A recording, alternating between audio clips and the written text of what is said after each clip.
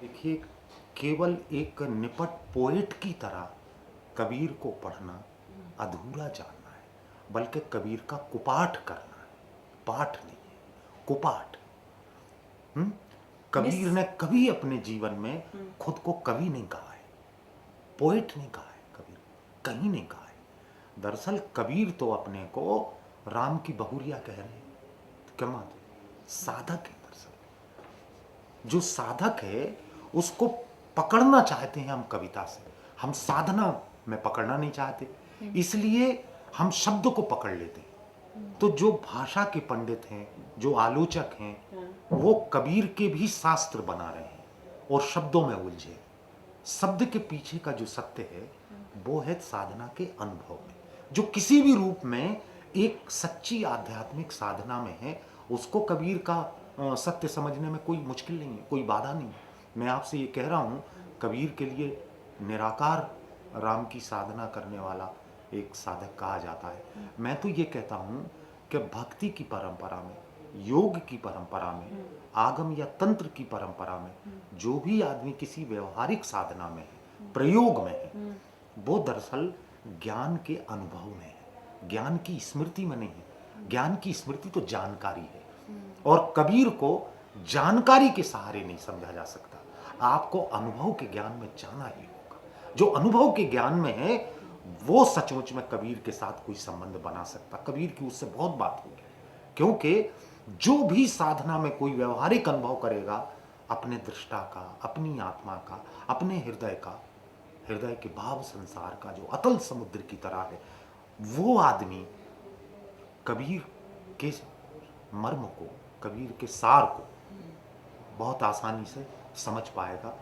और तब फिर थोड़ी बहुत विश्वसनीयता, गरिमा आपके मुर्दा शास्त्रों को भी मिल जाती है। वे शास्त्र अन्यथा तो बंधे हुए रखे रहते हैं, विद्वानों के काम की चीज है। जिन लोगों को कबीर को जीवन में लेके चलना है शास्त्रों के बाहर, उनका काम उन पोथियों से चलता नहीं।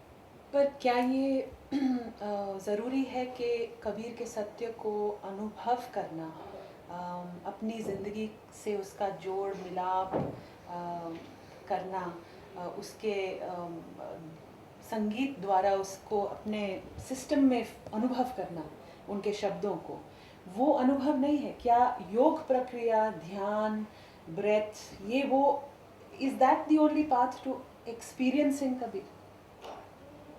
हाँ, बहुत दूर तक मेरा ऐसा विश्वास है कि सवाल इस बात का नहीं है शबनम जी कि आप किसी आध्यात्मिक प्रक्रिया या प्रयोग में विधि सम्मत ढंग से हों। मैं ये कह रहा हूँ, एक आध्यात्मिक अनुभव ने कभी आपके जीवन को छुआ है, इसका सवाल है। आध्यात्मिक अनुभव से मेरा मतलब है, आप कभी एक ऐसे सृजनात्मक एकांत में अपने को पाते हैं, कुछ क्षणों के लिए ही सही, जब आपकी अपने से मुलाकात होती है। अन्यथा तो आप संसार से बतिया रहे हैं, संसार में रहते हैं। दूसरा आदमी आपके बारे में चीज़ों को तय करता है, दूसरे आदमी से आपका संवाद है, विवाद भी है, झगड़े भी हैं, प्रेम भी है, आत्मीयता भी है, सब कुछ है, आपके बाहर है। मैं ये कह रहा हूँ, अपने से कभी संवाद करने का एक क्षण आपको मिला है? अपने से भी विवाद करने का एक क्षण आपको मिला है? अपने से प्रेम करने का एक क्षण मिला है? प्रेम भी तो सब बाहर ही करते रहते हैं। कभी प्रकृति अच्छी लग रही है, कभी स्त्री अच्छी लग रही है, कभी सिनेमा अच्छा लग रहा है, कभी पढ़ना अच्छा लग रहा है, कभी कविता अच्छी लग रही है। ये सब जो भी अच्छा या बुरा लगना है, अपने से बाहर के ही संसार में तो है। क्या अपने भीतर ऐसा एक क्षण भी घटित हुआ है कि अपने से ही हम क्रोधित हों, अपने पे ही लज्जित हों, अपने से मिलने का मौका मिला हो, अपनी ही किसी अच्छाई पे प्रेम हो गया हो? ऐसा ऐसा एक क्षण भी जिसको मिला है, मैं कहता हूँ कि वो एक आध्यात्मिक अनुभव। आध्यात्मिक अनुभव के लिए आवश्यक नहीं है कि आप किसी मठ में चले जाएं, जंगल में चले जाएं, किसी गुरु से दीक्षा लें, योग या तंत्र सम्मत कोई साधना करने लगें। इन सारी साधनाओं का लक्ष्य कुल मिला के इतना है, पहली बार आपकी आपसे मुलाकात करवा दी जाए, क्योंकि आप अपने लिए सबसे अजनबी आदमी हैं। लोग कहते ही हैं संसार बड़ा अजनबी है।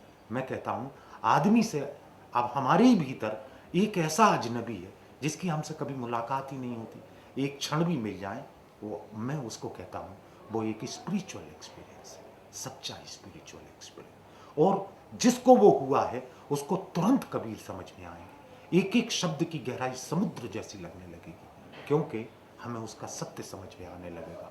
वो इतना एकांतिक है, इतना निजी है और इसलिए इतना सार्वजनीन